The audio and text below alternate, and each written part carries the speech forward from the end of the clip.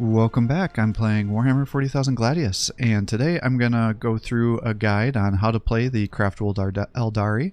You have asked for me to create some guides for all these factions, and now that I'm starting to get enough requests for it, I figured I can just go through and do that for you. But first, if you're enjoying these videos, please give my channel a like and subscribe to encourage me to post more content for you. And if there's a certain faction that you want me to do a guide for, just comment below and I'll try to focus on those by the most requests that I end up getting. Otherwise, I'll just kind of randomly blow through these from old playthroughs that I have. But how I like to do it is kind of go through their passive traits. That way you understand everything you're seeing on the screen. Then I open a load, or I load a game that I've completed, and then kind of show the different units, how I build out the heroes, my recommendations for going through the tech tree, equipping your heroes with different items, kind of go through the basic mechanics of the game, because I typically think it's easier to show it using a faction than to just sit back and verbally describe everything, because it can be pretty overwhelming, especially on factions that have very complex mechanics to it. So I hope that's helpful for you. So going through the passives here, so the Children of Asuryani, I think is how you say it, but they say that it's only a medium challenge for the start. I actually think this is one of the hardest factions to get going because their units are glass cannons, so it's very, very easy to overextend yourself with the Aeldari and get yourself killed. So pretty much you're going to want to be saving frequently or using the autosave, because if you do overexpand and get your guys killed, you may have to reload, because losing a bunch of units early on is going to pretty much be the end of your campaign if you're playing on the impossible difficulty. Obviously it's more forgiving on the easier difficulties, but on the impossible it's going to be a rough start. Now the Aeldari are a Webway Gate faction, so both the Aeldari and the Drukhari, they're both Eldar species, so they both use the same mechanic for their cities. So how it works is at the start of the game, I would say, is you'll see every Webway Gate on the map and have a little bit of vision around it. And then what you have to do is you'll be fighting against the neutrals, which won't attack the Webway Gates unless you activate it, but they will guard them. So you're going to be running around there, killing the neutrals, trying not to attack the Webway Gates, which you have to be careful with, because sometimes newer players are like, oh, well, I just killed the Webway Gates with all the other factions, and for whatever reason, your units will automatically want to trigger and select attack for the Webway Gates, but do not kill the Webway Gates, because you need those to found your city. At the start of the game, you start with the ability to activate the Webway Gates, but you don't want to do that until you're ready to start making cities, because once you activate a Webway Gate, you assume control of it, which means now all the neutral characters and anybody else in the game is going to want to kill that city, or that gate I should say, to make sure that you can't take advantage of it. Because what you do once you activate the gate, even before you turn into cities, you can teleport your units through your city Webway Gate and any Webway Gates that you have activated.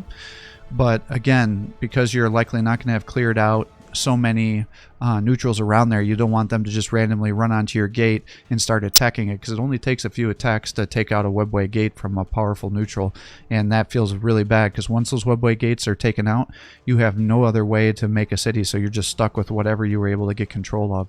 So early on in the game, it's really about trying to consolidating your territory to see how many of those Webway Gates you can get locked down, and then start making your bases to get it going. And then once you get over that initial hump, then you can start really upgrading your units and get your super elite guys, which will then allow you to massively push out and start killing everybody.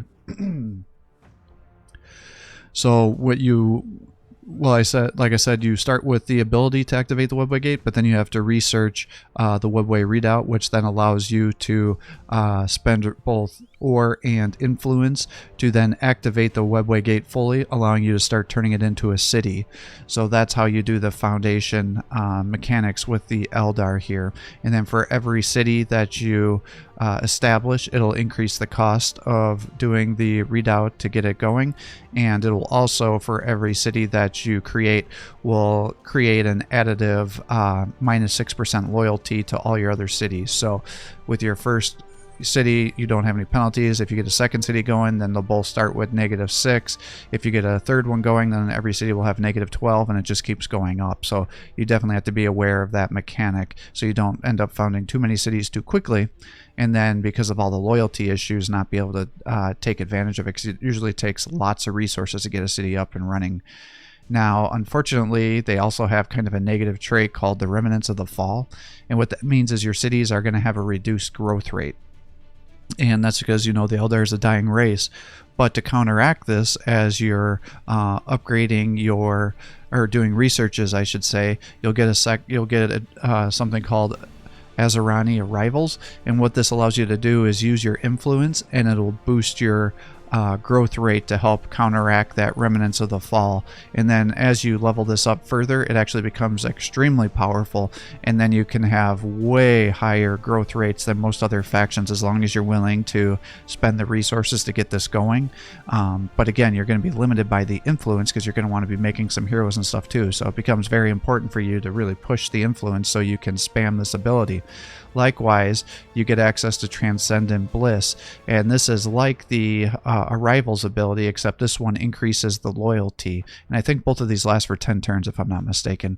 And again, you can upgrade this so it gives you even more loyalty bonuses, because the loyalty is important, because every positive loyalty point you have will increase the resource generation by your city by 1% and the production as well. But if you have negative loyalty, every negative loyalty going down by 1 will decrease your production and your resource generation by 2% up to a max of 50%. So when you're founding multiple cities and you have only 50% of the production and resources, you can see why it takes so long for you to get a new city up and running. Now, you do have spirit preservation, so anytime one of your units die, you do get some energy back, and then you can upgrade this further so you get a lot more energy when your units are dying. But again, you typically don't want your guys to be dying in exchange for energy, but that is a mechanic if you're having trouble with your energy and you have a bunch of weak forces that you want to sacrifice. They also have battle focus, and what this means is while you're going through your research tree, you'll notice that tons of different units have access to special abilities that will allow them to move even further.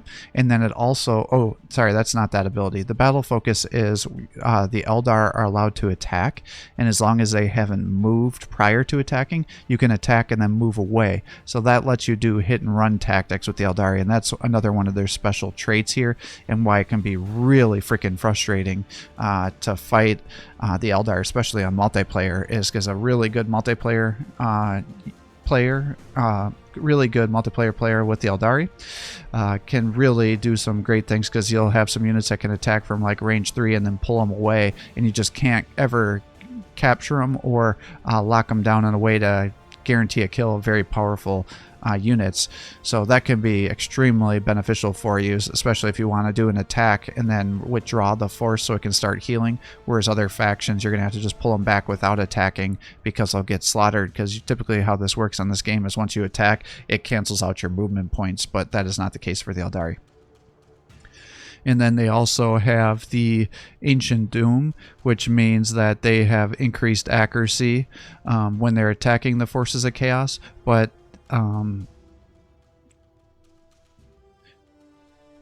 in exchange, they also take increased damage from the forces of chaos. I was pretty sure that's how it worked, but I want to make sure you weren't going to get accuracy and damage. So increases your accuracy and increases that you'll do on your attacks, which means you'll do more damage.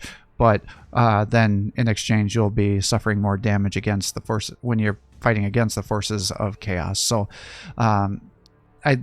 as I load one of my saves, I think I'll make this more clear in case you're a little bit confused. But overall, it's not too complicated of a mechanic once you understand how it works.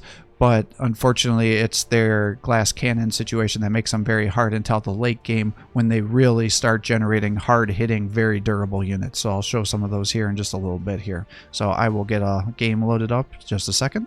Okay, so here is an Eldar playthrough that I have. Now, it is not on the impossible difficulty. Unfortunately, what happened is over time, because I'd have all sorts of different mods and things on my playthroughs, it causes the files to get corrupted because the mods are either no longer available or no longer able to run after all the other DLC and other things that I have installed. So this is on an easier campaign just so I could rush through the tech and get all the different units upgraded to kind of show the main core mechanics here.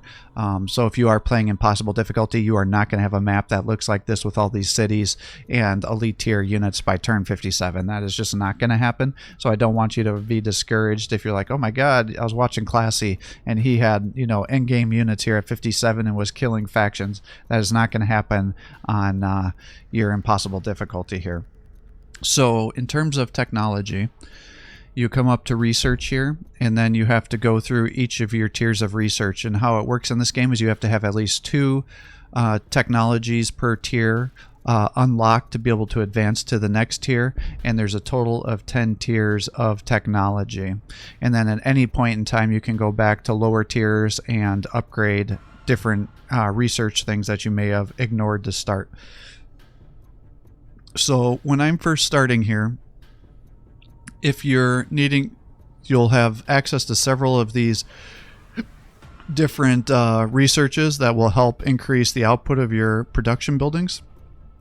So you'll want to go back and select and research these whenever you think you're going to need that increased production. So here you can see it's going to increase the output of the crucibles here. And so if you go over to here, where is it?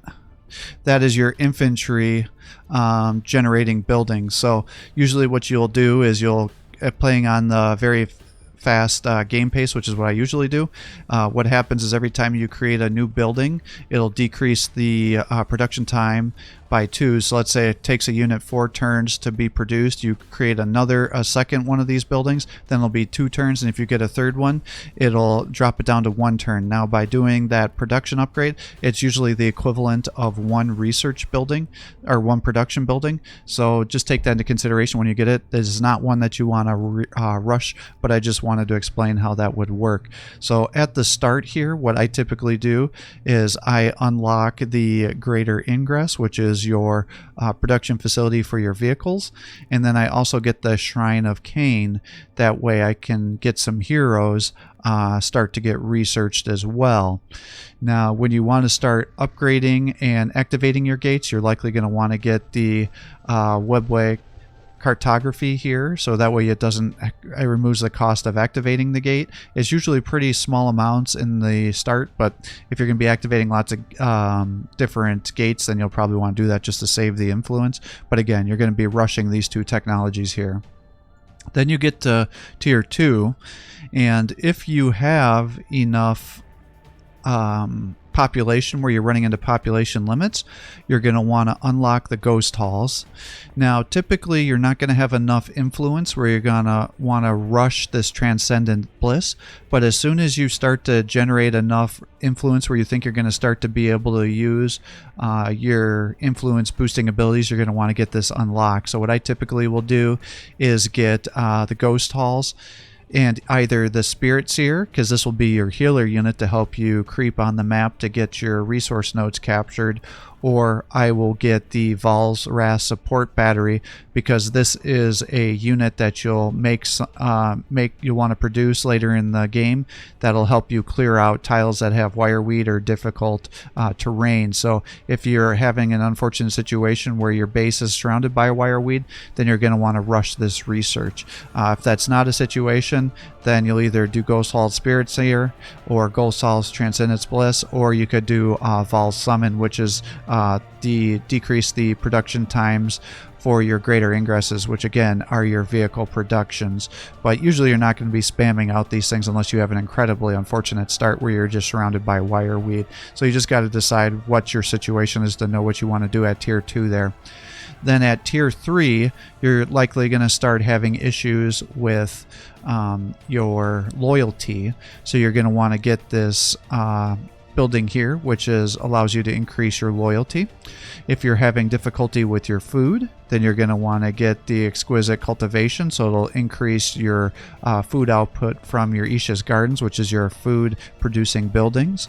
If you're not having issues with that, you'll want to definitely upgrade the Webway Redoubt, because this is the ability that you'll need to have unlocked to start founding your cities on your activated Webway Gates. Now, the Farseer Skyrunner, I think she's one of the shittiest heroes in the game, so I rarely use her, so by all means just skip right past her, in my opinion.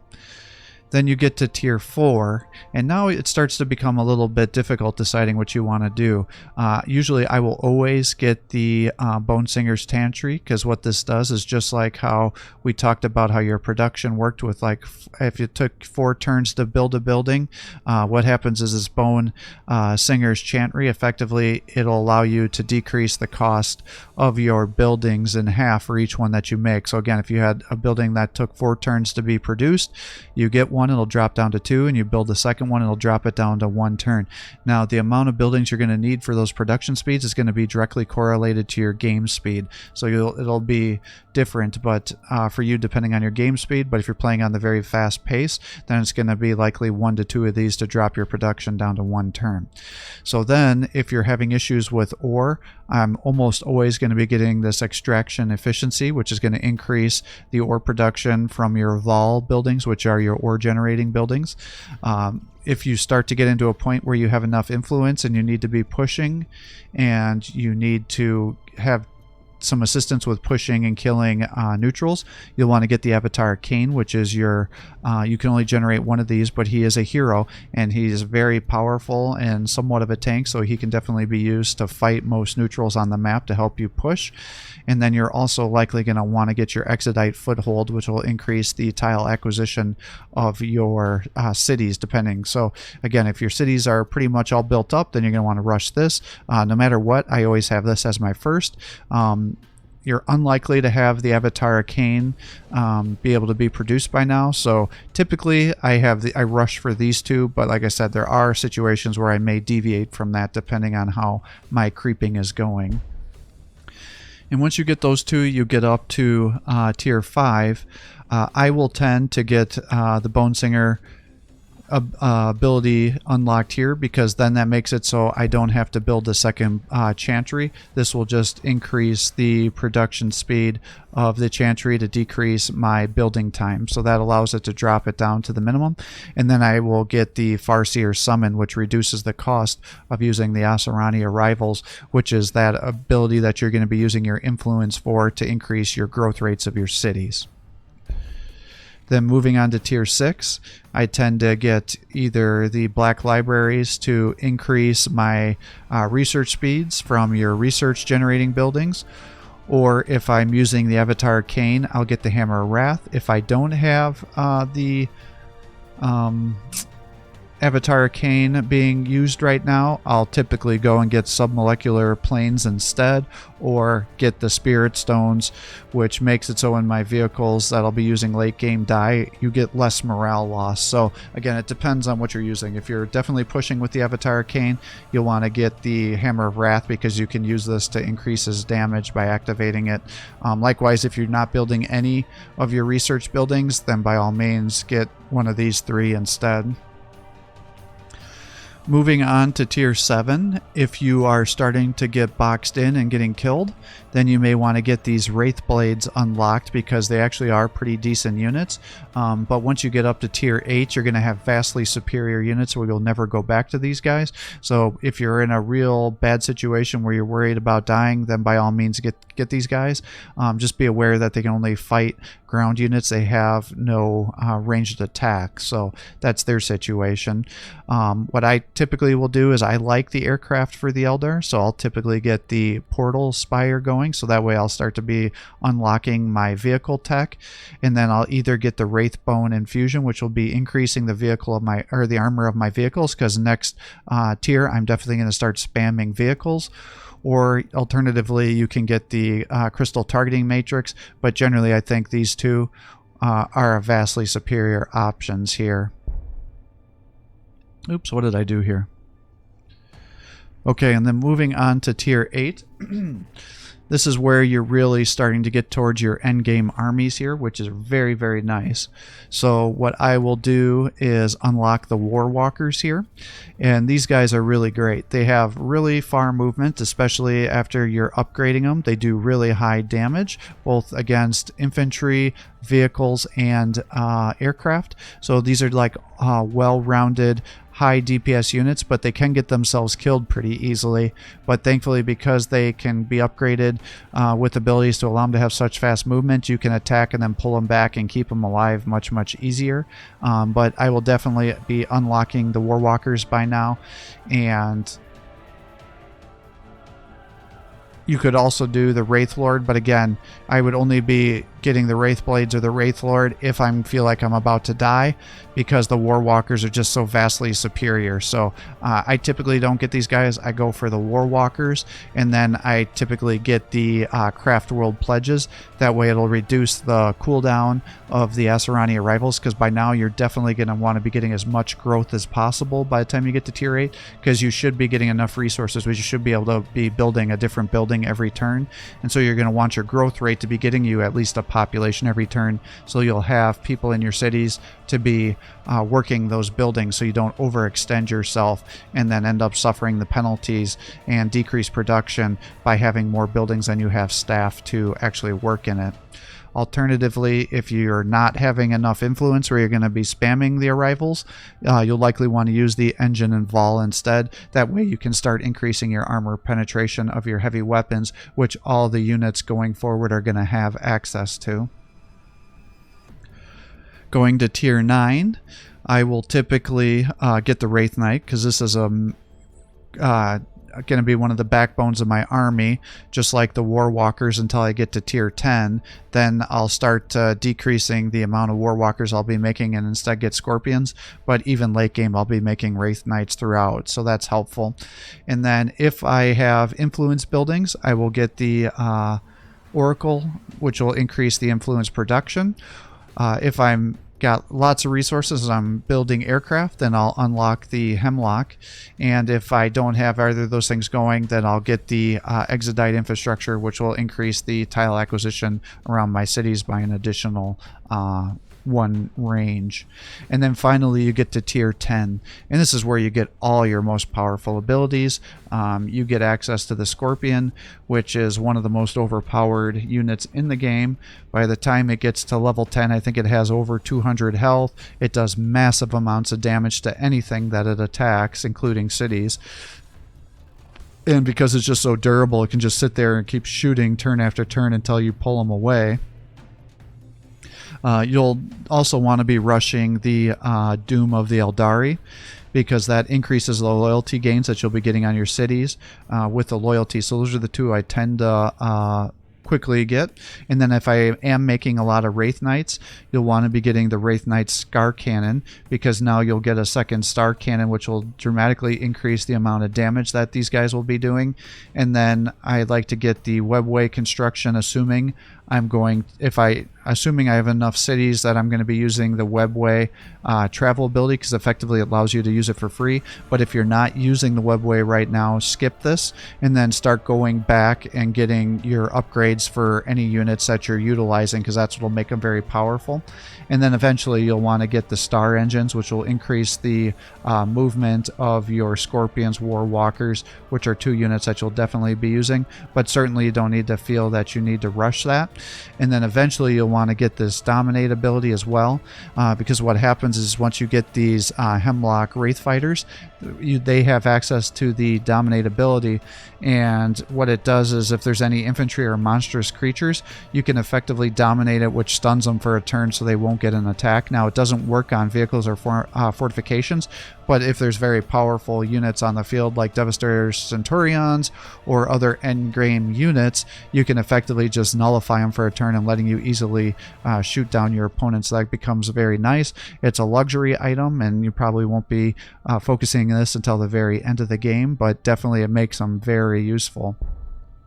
So once you've had those things, like I said, you'll go back to the beginning. At this point in time, you'll likely want to get the summons if you haven't already unlocked that. And then moving forward, you know, you'll definitely be pumping out vehicles, so you'll want to have gotten Vol summons if you haven't already. And like I said, you'll want to be getting the support batteries as you're pushing through the map to remove all the wire weeds, so you'll have that unlocked by now if you haven't. If you want to get the Farseer Skyrunner unlocked, fine. Otherwise, like I said, she's kind of shit. So frequently when I'm playing the Impossible campaign, I'll just never even waste the time to unlock her, because I typically don't create the Sky Runners because I just don't find that they're very useful for me. And then again, you'll want to make sure you're getting the food and those other production bonuses for your city, for your buildings, because these are just flat buffs to your buildings. You don't have to spend resources or anything for it. It's just a flat increase to the amount that you'll be generating. Again, you'll want to make sure you've been getting your armor penetration for your assault, making sure you're getting all these techs going as well. Getting up to your tier 5, I tend to just skip these things here, so those are the ones that I'd recommend on that area. For tier 6, you know, getting that spirit stones, getting your submolecular planes, you'll definitely want to be getting these 2 research in addition to these, because by now you'll want to get that Hammer of Wrath going, because not only does the Avatar Arcane use that, but so do your Wraith Knights, which you're definitely going to be using by now. So you'll want to get this so they have the ability to activate this to do additional damage on their attacks. And then you'll want to get the Crystal Targeting Matrix, which allows your Warwalkers to get accuracy buff, which will then allow them to hit units and do increased damage to them. You'll want to get the Vectored Engines, which will allow you to temporarily increase their damage reduction that they'll be taking if they're about to get attacked, so it helps increase the survivability of your Warwalkers. You'll want to get the Mountings, which will allow you to get additional energy while your units are dying. And if you haven't unlocked the Portal Spire by now, you'll want to do that as well. And then again, you'll want to increase that armor. And then on tier 8, pretty much everything here is helpful except for the Wraith Lords. But you know, you got the Pledge, the armor penetration, the ability that allows your Warwalkers now to move through cover without taking any penalties, so they can cross all sorts of terrain, allowing them to go great distances. If you're starting to get your aircraft going, then again, you can get this Summons ability to increase the production speed. But if you have other research, you know, you can wait and just build an additional spire. So it's up to you about whether it makes sense to spend the time to research these things to get that production going, or whether you want to get other things going instead. And then if you're going to build the Crimson Hunters, which are the default attack planes of the Aeldari, then you'll want to get the Marksman's Eye as well, which will increase their accuracy, and again, that'll increase their damage. And like I said, I get all 4 of these things here because I never use the Fire Prisms, Hornets, or Wave Serpents. I don't get the Hollow Fields. And then you'll want to unlock everything at tier 10. So as you can see, it's kind of like the Drukhari, where there's upgrades that are pretty much all the upgrades are good. So you'll want to make sure you're getting research here to be able to go through those trees most effectively to help you get what you need. Now, in terms of your cities, you'll have access to the Asuryani Arrivals and the Transcendent Bliss. So you'll just have to double click to get access to your city, like if you're going to be producing, and then you'll want to be spamming this as fast as possible. So it has a cooldown of 5 turns right now, and it costs 10, but you got to realize that the cooldown has been dropped by 50%, as has the cost. So as you're starting out, this will be much more expensive, but it definitely helps you get your growth going. And then the Transcendent Bliss, because I've buffed it with the tier 10 ability, it now allows me to get +6 accuracy to every one of my cities. Now you have to use this at each city, so it's not like you just use it at one and it goes for every one. You literally have to purchase this on every city. So you can see that I just activated it, and now I got those abilities going to help my growth and my loyalty here. And that's why you need to have so much influence going, is because not only are you using influence to make your heroes, but you got to be spamming this on every city that you can to get that going. And then this is how you would activate. I don't even know if there's any. So here's a neutral Webway here that hasn't been activated. So you would click activate Webway Gate, and it's free because I have the tech, but usually you'd have to pay resources for it. So let's do this one instead. So now I've activated it. So if I wanted to use the Webway ability, I would come to somebody that's next to a webway, and then I could click webway travel, and then I could move this guy to any one of these webway gates that are available. So since I activated this one, we'll just move him out to here. And now you can see he's here, and that just makes it much easier to move your forces around. Now, as you can see, it's just a weak webway gate that only has 16 health. It would be easy to kill right now. There's really no production or anything around it. But if I use the webway redoubt, now I can, for the cost of 120 ore and 120 influence, I've now converted this to a city, so now it's up to 77 health. Now this would be a place that I normally wouldn't be super excited to take, because now I have these tiles here that are going to be limiting my production around here, so that's like a lost tile. But now this is considered a city, so it has an attack. I can start building it out, do all that stuff. So that's how the city mechanic works here for founding those webway gates. Now, continuing on, you have several different heroes that you have access to. Let me try to find them on the screen here. I don't remember where I left my heroes. Here we go. So this is the most important hero that you have for your faction, the Altarch here. So he is meant to be a fighter, but he is extremely squishy, and early on, he's somewhat difficult to utilize. He will have access to haywire grenades, which allows him to do damage against infantry. He does have a jetpack, so he can cross difficult terrain, which effectively gives him 1 extra movement, and that's a free action. And it also allows him to do increased damage when he's attacking after he uses this ability here. But for his abilities that you'll be leveling up as you're playing with him, you'll have Cain's Might, which will allow him to increase his melee damage at level 3. It allows him to have 75% melee attacks. He has access to the Command ability, which allows you to increase the accuracy of every unit that's within 3 tiles of him, and this is a free action. This Cain's Might is also a free action. And then he also has the Altarch's Assault, which is a passive ability. And as you level it up, it'll increase the amount of damage that every unit that's around him will do, because assuming the Altarch gets a kill. So if he kills somebody, everybody around the unit that died and around your Altarch will then get a 15% damage buff for that turn. It only applies to allies, obviously. But the reason this guy is the most important hero for you is his level 6 ability is the Return of the Aeldari, and he effectively gives you a flat 100% resource generation buff from all of your outposts here, which are these resource nodes. So that allows you to get massive amounts of resources, especially late game when you've moved across the map and are capturing all these different nodes. That just gives you a huge resource buff, and then it stacks. So if you had 6 Altarchs on the screen, that means you'd be getting 600% of the bonus resources from each one of these outposts that you would have control of. So they become very important for you to keep alive, because once they start getting killed, you can have massive fluctuations in your resources. So you just got to be very, very cautious about that. But they can be good frontline fighters because of all the buffs that they can give to your units. And then if there's somebody that's about to be killed, certainly you'll want your Altarch to run in there and try to get the kill, as long as he's not going to overextend himself, so he can start buffing the damage of all your other units. In terms of the equipment I like to give him, I tend to make him more tanky, because early on he's very easy to kill. So I give him the bracers and the vest.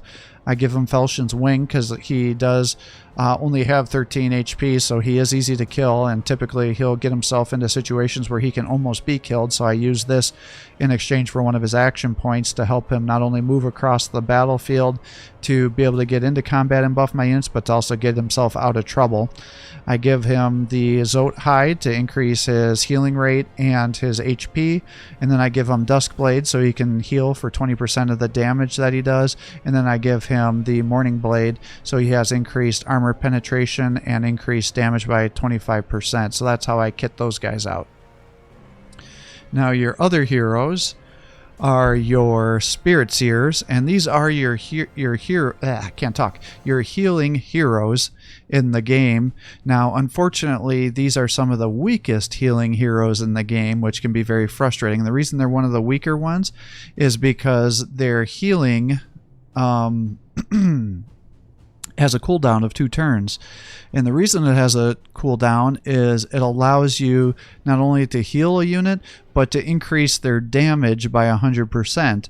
But again, how I usually use these guys is I set up like a healing station at some sort of outpost, so that way I can run somebody that's almost dead to the outpost. I have them just stay there till they're healed, and then I have 3 or 4 of these spirit seers around there, and I'll just spam heals, and then while they're sitting there, they'll also passively generate health from being on the outpost here, because even at max level it's only 12 health. So as you can see, for a unit that has 130 health, or these Wraith Knights that have 70, that can take several rounds of healing to be able to get them up in action again.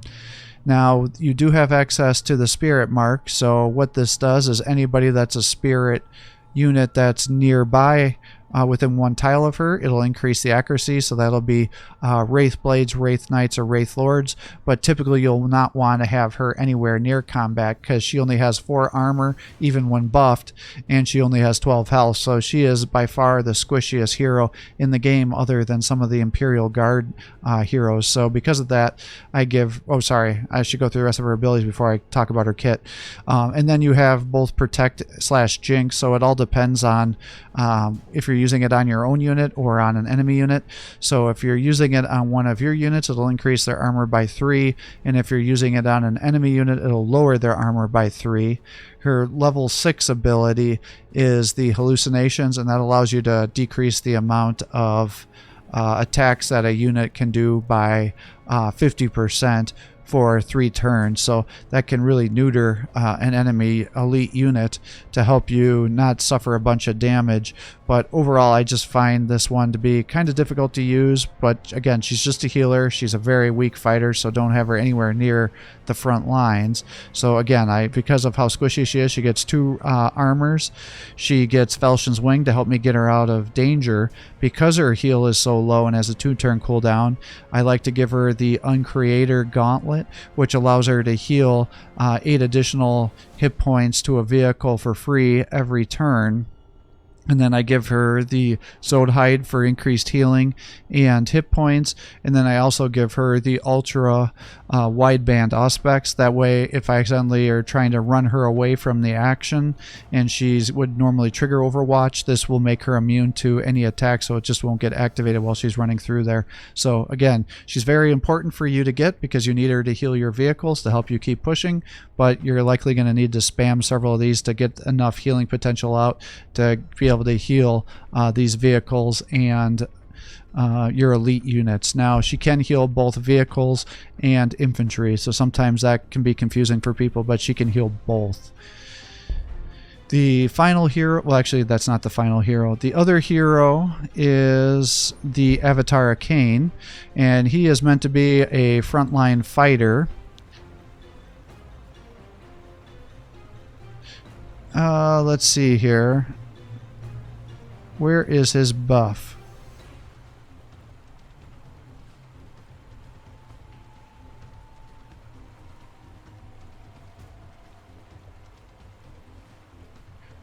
Alright, I have too many buffs here, but effectively what he does is he has a passive aura, so everybody that's around him that's an Eldar unit will get buffed by having the Avatar of Cain nearby.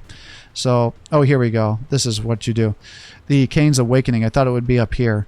So Cain's Awakening, he just has this at default because you don't level him like you would other heroes. He'll automatically level, so he'll be like a generic unit here, but he does have access to items, so that's something to know about him.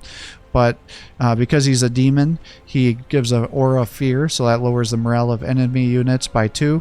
And then he has Cain's Awakening. So what he does is he increases the melee attacks and melee damage while also decreasing morale losses, and gives you immunity to fear and pinning for any adjacent Eldar units, and so that means they'll have 17% increased melee attacks, 17% increased melee damage, and they'll suffer only 30% of the morale losses that they would normally while next to him. And so because he's a frontline fighter, I just kit him out as a full frontline warrior. So I'll give him both armors to get his armor up to 12.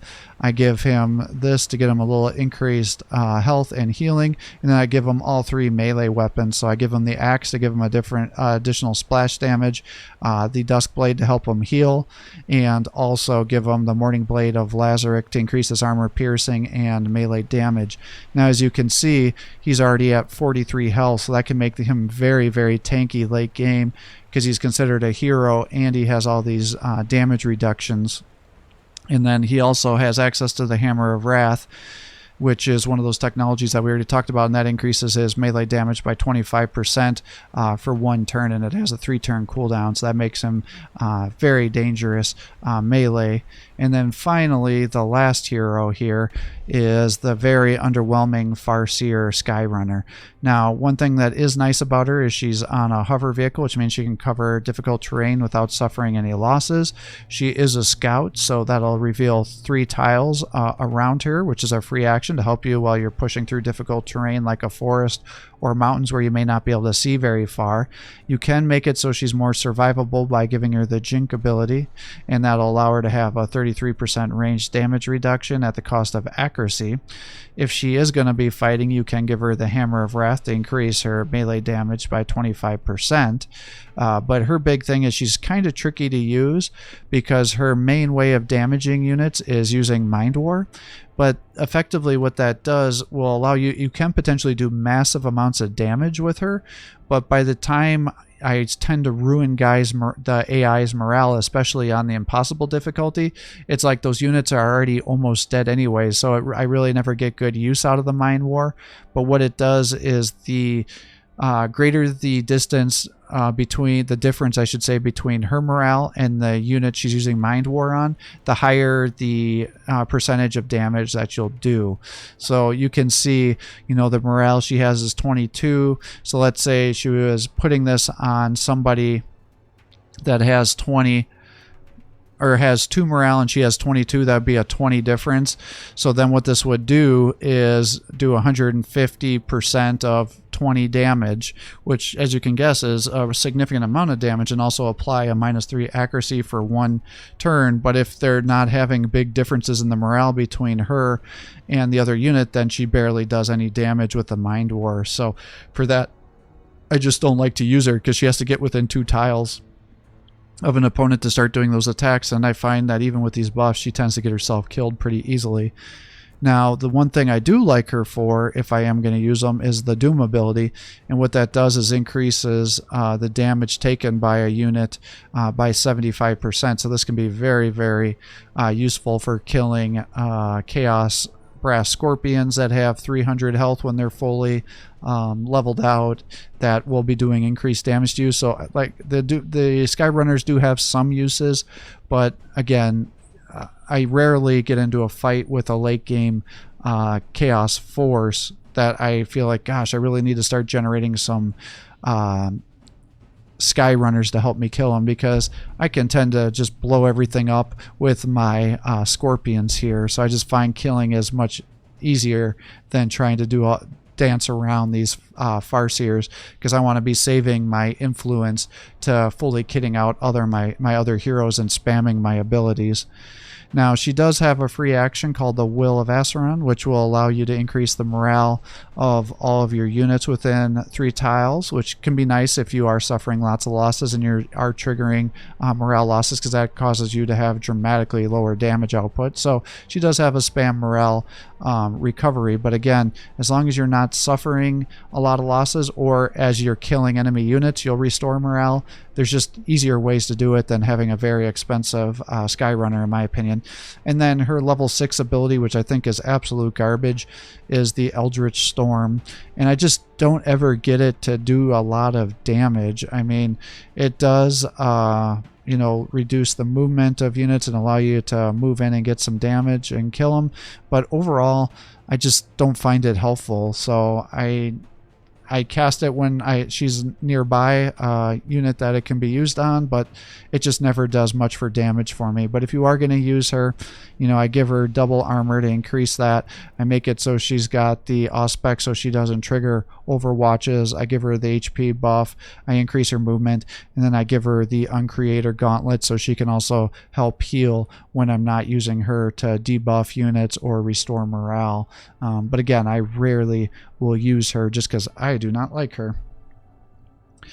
Now, in terms of the units that I recommend using, obviously these Veil Wraith support batteries, they do pretty minimal damage, but the big thing is this is your unit that you have to clear out wireweed. So that's what wireweed looks like. You click it and it removes it.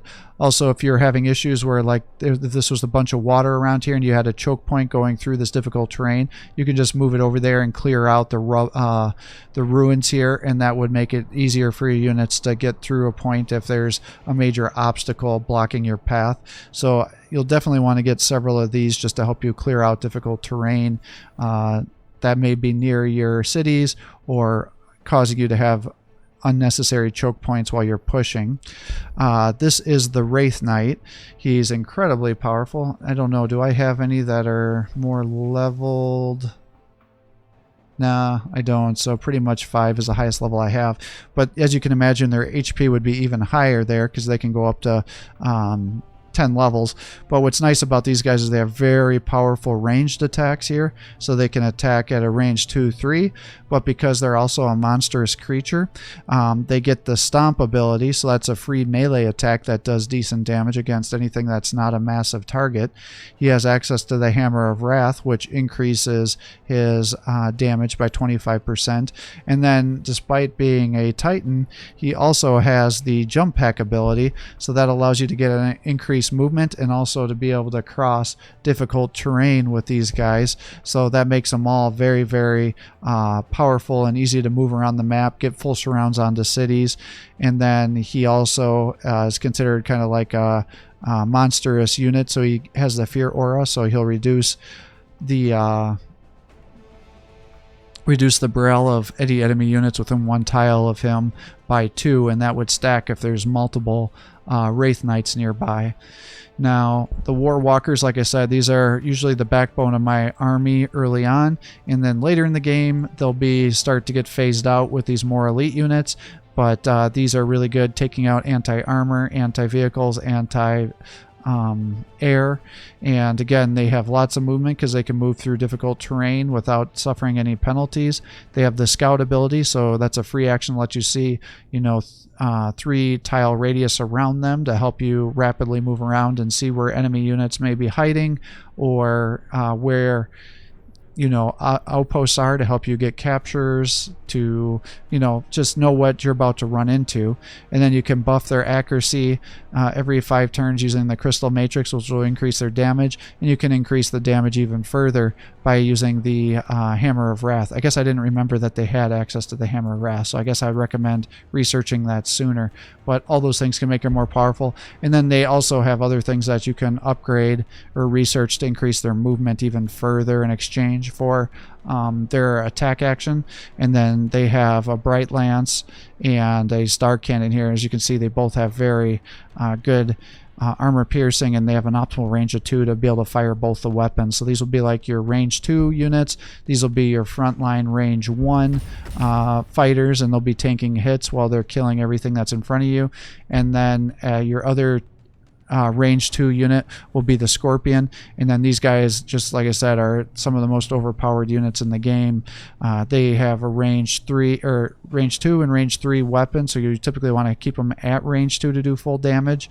Again, it calls this a monstrous creature, so therefore it has the fear aura, but these things just do massive amounts of damage. I mean, you can see the base damage here is 33 and then 5 times 3, so these guys are excellent city killers. Your baseline aircraft are okay. If you're really needing to pump out units, you can get some of these flyers. By the late game, I tend to just have between these 3 units. That's usually enough to get the kills, but kind of that mid-game point, you may decide that you want to build some Crimson Hunters. They got optimal range of 2 because they have a range 2, range 3 weapon, and they have decent health. They have the Vector Dance, which will increase their armor, which can make them more tanky if you don't want to give them the range damage reduction at the cost of their accuracy. But they're just kind of a damage-dealing fighter, so it's up to you about whether you want to use it or not. They're decent, but nothing amazing. But your higher tier unit is the Hemlock Wraith Fighter.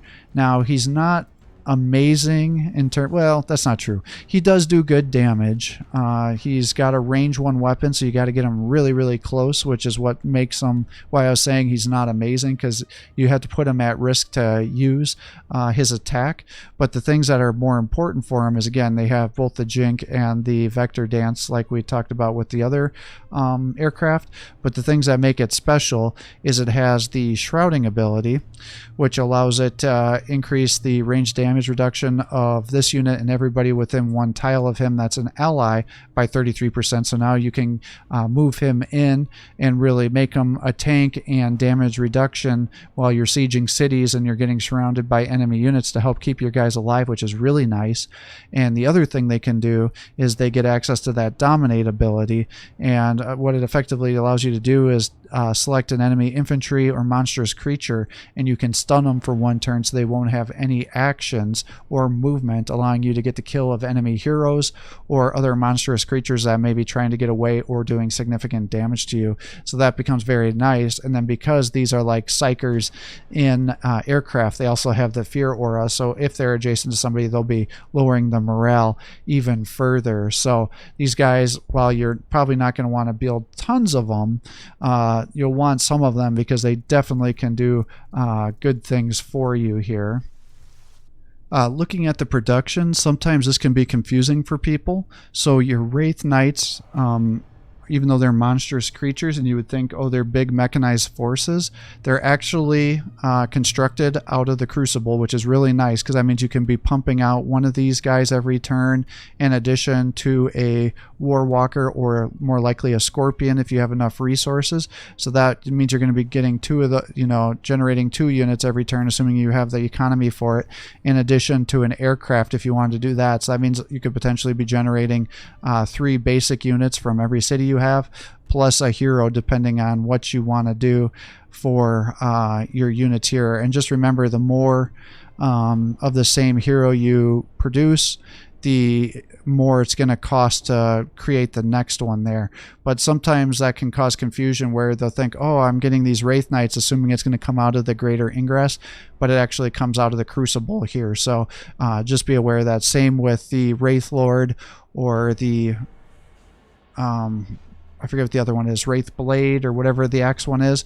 Even though they're considered like robots with spirit stones, they're still considered infantry. So I've sometimes got messages from people like, how the heck do you, I can't find the Wraith Knight, like how do I construct it? That's where they are. So I just wanted to provide some clarification for that as well. So with that is the basics of the Aeldari gameplay here. I hope that helps you have a more successful campaign. If you're enjoying these videos, please give my channel a like and subscribe to encourage me to post more content for you.